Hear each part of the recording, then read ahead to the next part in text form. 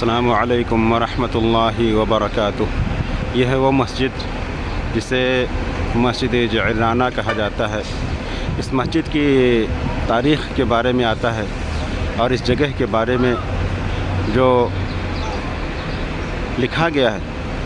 وہ یہ کہ یہ وہ جگہ ہے جہاں پہ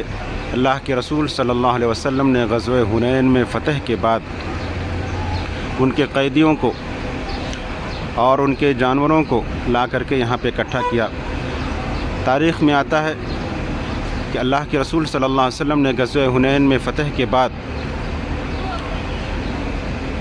جو قیدی آپ صلی اللہ علیہ وسلم کے اور مسلمانوں کے ہاتھ لگے ان میں 6000 مرد عورت اور 24,000 اونٹ اور 40,000 بکریاں تھیں۔ انہیں اللہ کے رسول صلی اللہ علیہ وسلم نے یہاں پہ اکٹھا کیا اور اس کے بعد آپ صلی اللہ علیہ وسلم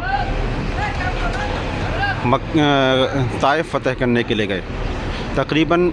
بعض روایتوں میں 40 دن، بعض روایتوں میں 20 دن، بعض روایتوں میں 20 دن سے کچھ کم دن کے بارے میں روایتیں آتی ہیں۔ وہاں پہ اللہ کے رسول صلی اللہ علیہ وسلم گئے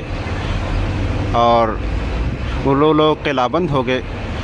پھر اس کے بعد اللہ کے رسول صلی اللہ علیہ وسلم نے ان کے لیے دعائے مغفرت کیا اور وہاں سے آپ صلی اللہ علیہ وسلم چلے آئے۔ پھر یہاں آنے کے بعد اللہ کے رسول صلی اللہ علیہ وسلم تقریباً 20 دن،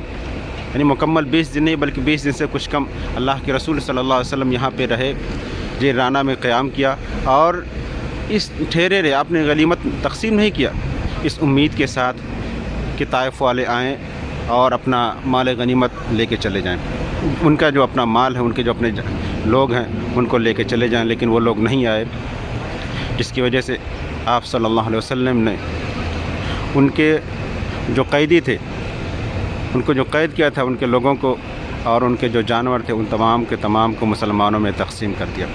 اور یہی وہ جگہ ہے جہاں پہ اللہ کے رسول صلی اللہ علیہ وسلم نے قیام کیا اور